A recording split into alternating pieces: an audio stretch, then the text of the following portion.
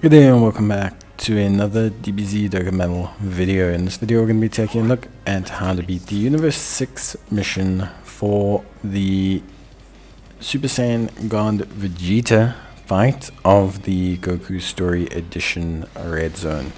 Now this is a new mission that's been added in. The difficulty here is obviously in producing 4 Universe 6 category characters. Now we obviously got Hit, who was and is a fantastic unit, but the issue is that maybe a lot of people don't have him. So I thought, you know what, I'll make a team that kind of works around that a little bit. You know, try to make a team that kind of, you know, I guess moves around that kind of environment a little bit. Maybe gives, you know, some kind of workaround. So to do that, the challenge is mainly in producing a team that can still do the necessary damage, whilst obviously containing Universe 6 characters that maybe people have more of. That's realistically, the goal here. So for me, I felt like the best way to do that was with a pure Saiyan slash fused fighters style team.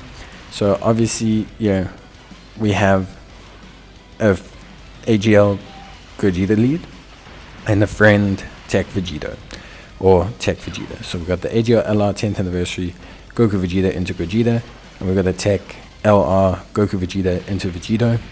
Very crucial to have both of them. Very self-explanatory, I think. They both lead pure Saiyans, they both lead fused fighters. That's crucial to run the 4 Universe 6 units we want. And also, they are leads at a pretty high level for the Kefla as well, which is very important. Now, how Vegeta works is Vegeta is a character that slowly stacks, so based on how many times you hit him. So you have to be a bit careful. My suggestion would be to use the Whis early. Don't be scared to use it to set up your rotations. That's what I did. Don't transform AGL Kefla. AGL Kale. She is better in her base state because you're going to be floating her and you want her to have that 60% potential damage reduction. In terms of the rotations, it's going to be AGL Goku Vegeta with Tech Goku Vegeta, and it'll be the Tech Caulifla with the Strength Kale. You're going to float the SS4 Goku, you're going to float the Strength Kefla, you're going to float the AGL Caulifla.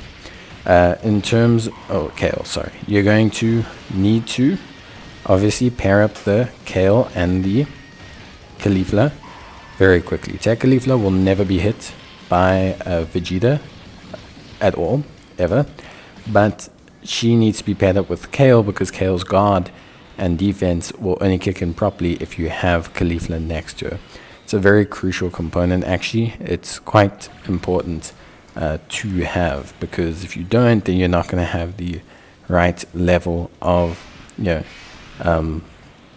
how can I say, the right level of defensive security, because Kale needs to stack, she needs to have guard, she needs to have everything quite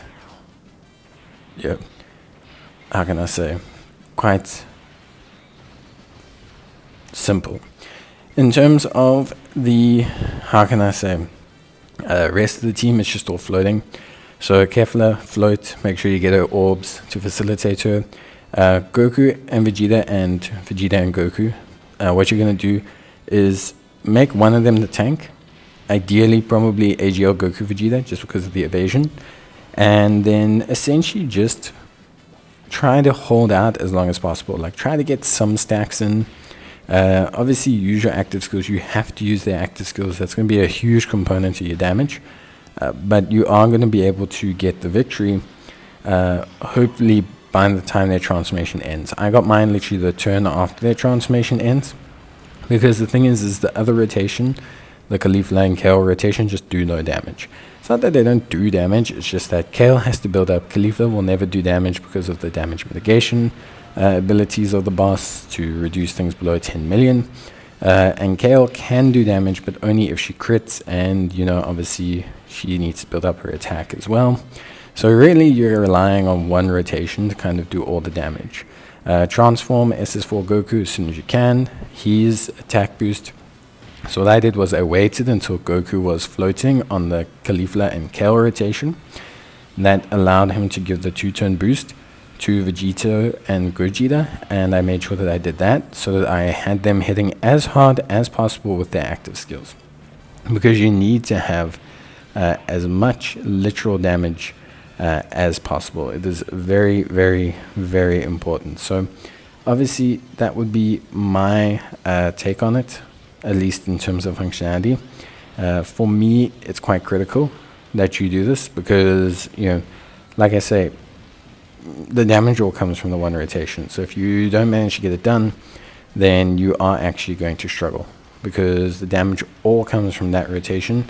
There isn't a lot that you can do outside of it. So my suggestion would be to basically, you know, just focus on that rotation, make sure you maximize its damage.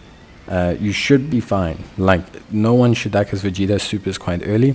So you should be okay. The only chance of you dying, I think, is AG or Goku getting hit by a super. And yeah, I think that's really it. Because Kale should be fine. Maybe if she fails to get off 2 supers, she might take a bit of damage. But I think she'll be fine. I don't think it's a problem.